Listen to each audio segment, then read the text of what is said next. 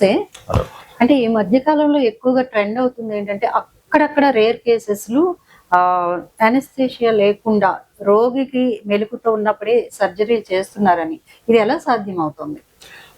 ఈ surgeries classified into intracranial surgeries అండి. వీటిని ఏంటంటే అవేక్ క్రేనియోటమీస్ అంటాం అనమాట. అంటే ఆ వర్డ్ వచ్చేసి అవేక్ అంటే పేషెంట్ ఫుల్లీ కాన్షియస్ ఉంటారు, మన కమాండ్స్ ఫాలో చేస్తూ ఉంటారు, బట్ సర్జరీ చేసింది మాత్రం తనకి పెయిన్ కానీ తనకి మిగతా స్ట్రెచ్చింగ్ ఫీలింగ్ కానీ అలాంటివి ఏమీ ఉండవు. ఇది ఏంటంటే ఒక స్పెషలైజ్ టెక్నిక్ తోటి, అనస్థీషియా టెక్నిక్ తోటి చేయడం జరుగుతూ ఉంటుంది అనమాట. ఈ అవేక్ క్రేనియోటమీస్ ఎలాంటి సందర్భాల్లో చేస్తామంటే, సపోజ్ మనకి ఒక ట్యూమర్ ఉంది, ఇంట్రాక్రేనియల్ ట్యూమర్, బ్రెయిన్ లో ట్యూమర్ ఉంది.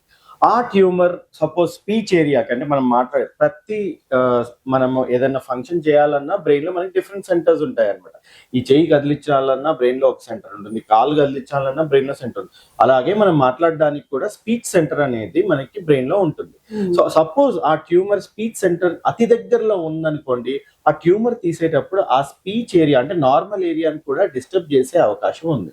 సో అలాంటప్పుడు ఏంటంటే పేషెంట్ ఫుల్లీ అన్కాన్షియస్ ఉన్నారనుకోండి, ఫుల్లీ అనస్థటైజ్ ఉన్నారనుకోండి, సపోజ్ ఆ డ్యామేజ్డ్ ఏరియాని కూడా మనం ఆ ట్యూమర్ తీసేటప్పుడు నార్మల్ ఏరియాని కూడా మనం డ్యామేజ్ చేసామనుకోండి, అది తెలుసుకోవడం చాలా కష్టం. సో ఇలాంటి సందర్భాల్లో మనం యూజ్ చేసే స్పెషలైజ్ టెక్నిక్ ఏంటంటే అవేక్ క్రేనియోటమీ. అంటే పేషెంట్ అవేక్ ఉంటారు, కాన్షియస్ ఉంటారు, బట్ సర్జరీ జరుగుతూ ఉంటుంది. ఇది ఎలా సాధ్యం?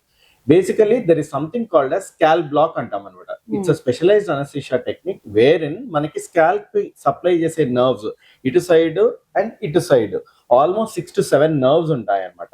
సో ఆ నర్వ్స్ ని మనము లోకల్ ఎనెస్థెటిక్ సొల్యూషన్స్ తోటి బ్లాక్ చేస్తే at least 6 to 8 hours different concentrations with adjuvants add చేసి దాని ఎఫెక్ట్ అట్లీస్ట్ 6 to 8 hours వచ్చేటట్టు మనం మిక్స్చర్ యాడ్ చేసుకొని ఆ టెక్నిక్ చేయడం జరుగుతూ ఉంటుంది అన్నమాట. It can be done either land mark technique కానీ ఆర్ అల్ట్రాసౌండ్ యూస్ చేసి అల్ట్రాసౌండ్ గ్యాడ్జెట్ లో చూసుకుంటే అనాటమీ చూసుకుంటే ఇవ్వడం కానీ. సో ఆ 6 నర్వ్స్ మనం బ్లాక్ చేస్తే ఒక 10 to 15 minutes లో మనకి నమ్నెస్ అనేది స్టార్ట్ అయిపోతుంది అన్నమాట. అండ్ పేషెంట్ కాన్షియస్ అయి ఉంటారు, వాళ్ళకి ఏమి ఫీలింగ్ తెలియదు, పెయిన్ తెలియదు. సో సర్జరీ చేసేటప్పుడు స్పెసిఫిక్ ఇన్స్ట్రక్షన్స్ ఇస్తామన్నమాట. అంటే సర్జన్ ఏం చేస్తారంటే ఆ స్పీచ్ ఏరియాకి దగ్గరలో ఉన్నప్పుడు అమ్మ నాలుక చూయించండి, ఏమైనా మాట్లాడండి, ఇలాంటి ఇన్స్ట్రక్షన్స్ ఇవ్వడం జరుగుతూ ఉంటుంది అన్నమాట. సో అలాంటప్పుడు బాగానే పేషెంట్ బాగానే కొహరెంట్ గానే ఉన్నారు, బాగానే మాట్లాడుతున్నారు అంటే tumour is I mean the surgical aspect మనం నార్మల్ టిష్యూని ఏమి టచ్ చేయట్లేదు అన్నట్టు అనమాట.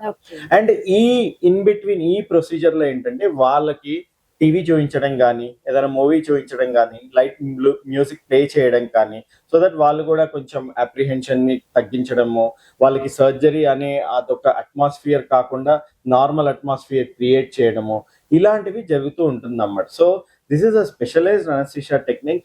అండ్ మనకి అడ్వాన్స్మెంట్స్ బేసికలీ అల్ట్రాసౌండ్ గ్యాడ్జెట్ రావడం తోటి, దాని తర్వాత న్యూ డ్రగ్స్ అడ్జువెంట్స్ రావడం తోటి ఇలాంటి టెక్నిక్స్ అనేవి ఇప్పుడు పాపులారిటీలోకి వచ్చాయి. Okay sir, okay, thank you sir.